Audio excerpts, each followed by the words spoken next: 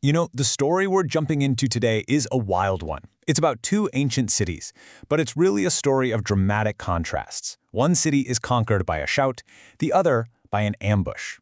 We're going to explore how a nation's entire destiny can pivot on just one single act, and what it really takes to build a community on a promise.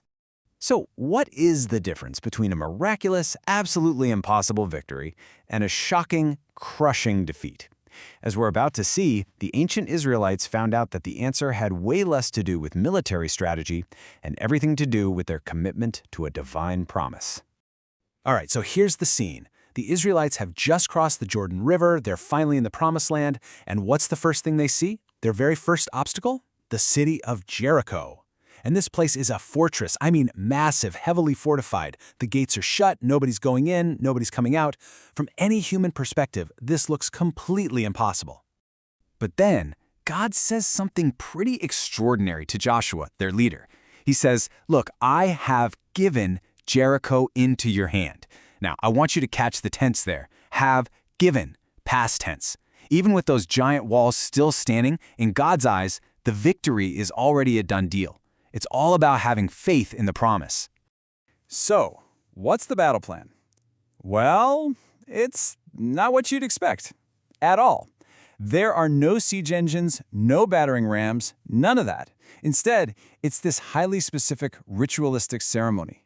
For 6 days straight, they just march around the city once, silent. Then, on the seventh day, they march 7 times, a group of priests blow their trumpets, and the entire nation just lets out this one massive shout. The source material presents this whole thing less like a military assault and more like a religious ceremony. And this is where a really key concept comes into play. Jericho was to be devoted to destruction. Now, this was a very specific command, to treat the entire city like a holy offering to God. All the people inside were to be destroyed, and none of the loot, the silver, the gold, the good stuff, could be taken for personal gain. It all had to go into God's treasury. Think of it this way. Jericho was the first fruits of the land, and the first fruits always belong entirely to God. And the result of this strange plan? The source text puts it so simply, but so powerfully, the wall fell down flat. Boom, just like that. There's no big, dramatic, drawn-out description. It's sudden, it's effortless, and it's a crystal-clear demonstration of God's power. And with that, Israel has its first unbelievable victory. So, you'd think they're on top of the world, right? But the story takes this sharp, unexpected turn. Right away, the next target is a little place called Ai. It's a much smaller city, and after Jericho, this should be a total walk in the park. But it turns into an absolute disaster. Just look at the contrast here. The Jericho attack was all about God's plan, His presence, and total obedience. But this first attack on Ai, the source material makes it clear this was entirely man's plan. They send in some scouts who come back and say, don't worry about it, just send a few thousand guys up there. God is completely left out of the conversation, and the one thing they don't know is that there's some hidden disobedience lurking in the camp. So they attack, and they get routed. 36 men are killed. Now you might be thinking, in the grand scheme of ancient warfare, 36 guys, that doesn't sound like a total catastrophe, right? But it's treated as one. It's a devastating national defeat. And why? Because it's a sign that something is terribly, terribly wrong. God's promise of protection and presence, it's just gone. And here's why. The narrative says the people of Israel broke faith. But hold on, it wasn't the whole nation, not directly anyway. It all came down to one man, a guy named Achan, who secretly snagged some of those devoted items from Jericho. But in the logic of this covenant, his individual sin becomes a corporate sin. The entire community is held responsible. And when God lays it all out, you can see how this one act of theft was actually a whole bunch of things. It wasn't just taking stuff. It was transgressing the covenant, taking devoted things, it was stealing, it was lying, and then hiding those items among his own belongings. A single act is broken down into a multitude of sins against their relationship with God. And the consequence, wow, it's just devastating. God tells them, "I will be with you no more." That promise, the absolute foundation of their identity, their success, their entire journey, it's pulled. For a people whose whole existence is based on God being with them, this is the worst thing that could possibly happen. So how do they fix this? Well, there's no sweeping it under the rug. The nation has to confront this problem head-on. Through a process of elimination, Achan is identified. He confesses, and then he and his family are punished. The sin has to be purged from the community to restore the covenant. And as soon as that relationship is repaired, look what happens.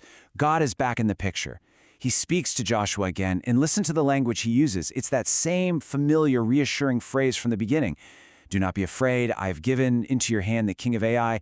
The promise is back on. So this time, they follow God's specific strategy, an ambush, and Israel wins a decisive victory. And, pretty interestingly, this time God tells them they can take the spoils of Ai for themselves. That first fruits offering at Jericho, it turns out, was a special, one-time command. But you know, this victory at Ai wasn't really about just getting back on the winning track.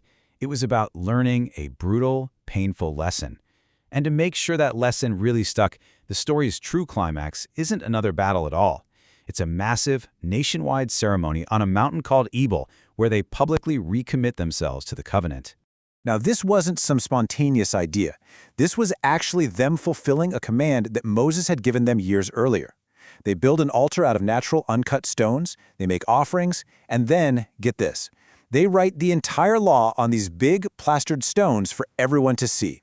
And finally, they read aloud all the blessings for being obedient and all the curses for being disobedient. They are, quite literally, getting back to doing things by the book. But this brings up a really fascinating question. Is they're basically refounding their national identity on these laws. Who exactly is included? Who gets to be part of this community that shares both the victory and the responsibility? Well, the text mentions a specific group was present at this foundational ceremony, the Ger. The Hebrew word Ger refers to a foreigner, someone who wasn't born an Israelite, but who had chosen to live in and among the nation. They were outsiders who had become insiders. And here's where it gets really profound. Hundreds of years later, when Jewish scholars translated the Hebrew scriptures into Greek, the word they chose to use for Ger was proselyte, and a proselyte is a convert. This tells us there was this deep understanding that, from the very earliest moments, being a member of the community of Israel wasn't just about your bloodline. It was about embracing the faith of Israel. So, let's just pull all this together. What have we seen? First, that obedience to the covenant was the absolute key to success. Second, that a single person's actions really could affect the entire community. Third, getting back on track meant confronting sin directly. Fourth, this nation was founded not just on conquest, but on a shared commitment to a set of laws. And finally, and maybe most surprisingly, membership in this community was open to converts right from the get-go. Which kind of leaves us with this big idea to chew on. What does it truly mean to build a community? Not on ethnicity, not on territory, but on a shared promise and a common belief.